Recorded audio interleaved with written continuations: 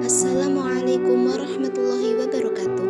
Hai teman-teman semuanya, di sini saya akan membahas materi tentang tarikh Islam di masa Nabi Muhammad Shallallahu Alaihi Wasallam. Kelahiran Nabi Muhammad. Nabi Muhammad lahir di Mekah hari Senin 12 Rabiul Awal pada tahun 571 kalender Romawi. 1450 tahun yang lalu, Rasul lahir dari ibu bernama Aminah dan ayahnya bernama Abdullah. Dia dibesarkan oleh kakek dan pamannya setelah kehilangan kedua orang tuanya. Pada saat Nabi lahir, seorang ibu bernama Halimah Sa'diyah dengan ikhlas mau menyusui Muhammad meski ASINYA sulit keluar. Namun karena keikhlasan, Halimah pun diberi balasan oleh Allah SWT karena setelah itu air ASINYA keluar dengan deras. Masa kecil Nabi Muhammad. Nabi Muhammad dilahirkan dalam keadaan yatim di rumah Abu Thalib. Semasa kecilnya, Rasulullah tumbuh dan menjalani kehidupannya seperti pada anak pada umumnya.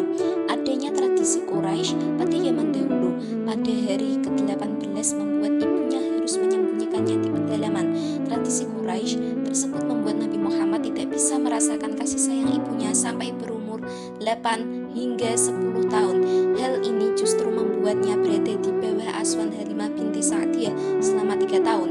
Rasulullah menjadi anak yang tanggap, bersikap baik dan cerdas pada masanya.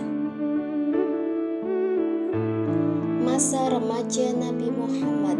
Pada masa remaja, Nabi Muhammad terjaga dari perbuatan merugikan kawan sekitarnya. Sampai suatu ketika, Nabi pun bercerita ketika 2 kali duduk saat mendengarkan pesta perkawinan di zaman jahiliyah.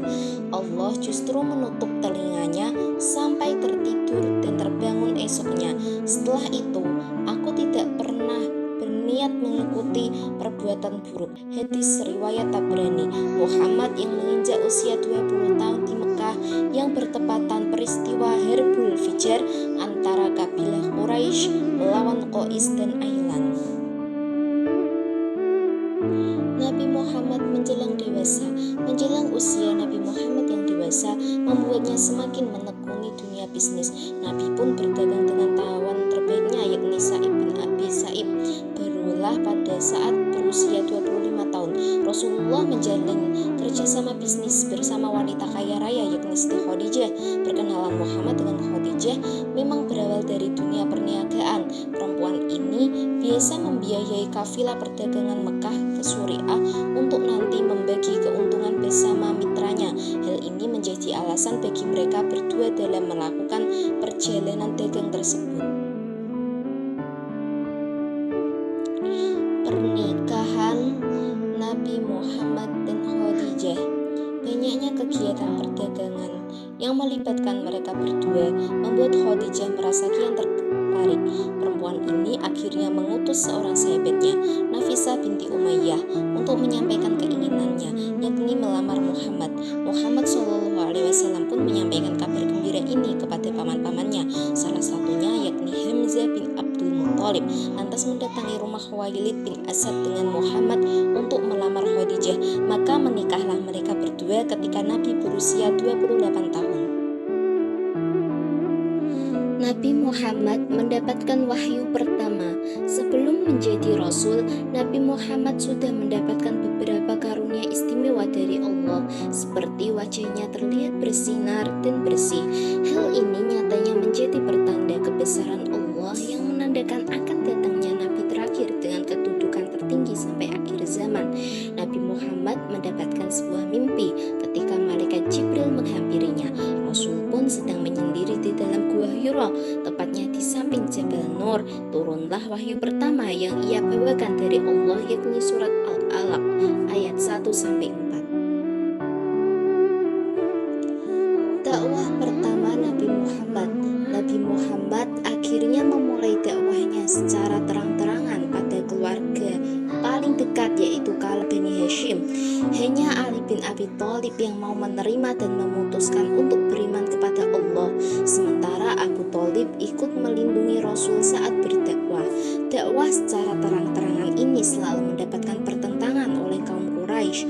Bahkan beberapa orang menuduh Nabi Muhammad gila berhala dan melemparkan kotoran ke tubuh Nabi. Abu Jahal dan Abu Lahab sebagai pamannya bahkan juga ikut menentang Rasul selama berdakwah. Pertentangan dari kaum kafir Quraisy. Bersama dengan kaum kafir Quraisy lainnya, Abu Jahal dan Abu Lahab menentang dakwah Rasulullah. Keduanya bahkan sempat mengintimidasi pengikutnya agar meninggalkan Nabi. Mereka khawatir jika ajaran dari Nabi Muhammad hanya bisa merusak agama nenek moyang, yakni menyembah berhala. Banyak dari kaum Quraisy yang mencoba segala cara untuk membunuh Nabi Muhammad. Mereka juga memberikan uang tebusan pada Abu Thalib agar membiarkan Rasul wafat. Rencana pembunuhan ini pun sering melibatkan orang luar agar tidak memecahkan perang saudara. Hijrah ke Madinah. Pada tahun 622 Masehi, Muhammad dan pengikutnya hijrah migrasi dari Mekah ke Madinah. Peristiwa ini dikenal sebagai hijrah dan menandai awal dari penanggalan hijriah dalam Islam. Di Madinah, Muhammad mendirikan negara Islam pertama dan memainkan peran penting dalam membangun masyarakat Muslim yang terorganisir. Perang dan perjanjian. Selama periode di Madinah, Muhammad dan pengikutnya terlibat dalam serangkaian pertempuran melawan suku-suku Arab yang memusuhi mereka. Perang Badar 624 Masehi, Uhud 625 Masehi, dan Khandaq 627 Masehi adalah beberapa pertempuran terkenal dalam sejarah Islam. Selain itu, Muhammad juga menjalin perjanjian dengan suku-suku non-muslim untuk memastikan keamanan dan stabilitas. Penaklukan Mekah. Pada tahun 630 Masehi, Nabi Muhammad dan pasukannya kembali ke Mekah dan berhasil menaklukkan kota tersebut tanpa pertumpahan darah. Dia mengampuni musuh-musuhnya dan mengembalikan Mekah ke Islam. Ini menjadi titik balik dalam sejarah Islam dan memperkuat posisi Muhammad sebagai pemimpin spiritual dan politik. Wafatnya Nabi Muhammad. Nabi Muhammad wafat pada tahun 632 Masehi di Madinah. Sebelum kematiannya, dia memberikan pidato perpisahan terkenal yang dikenal sebagai khutbah wada'. Setelah kematiannya, kepemimpinan umat muslim dipegang oleh para khalifah yang dipilih secara demokratis.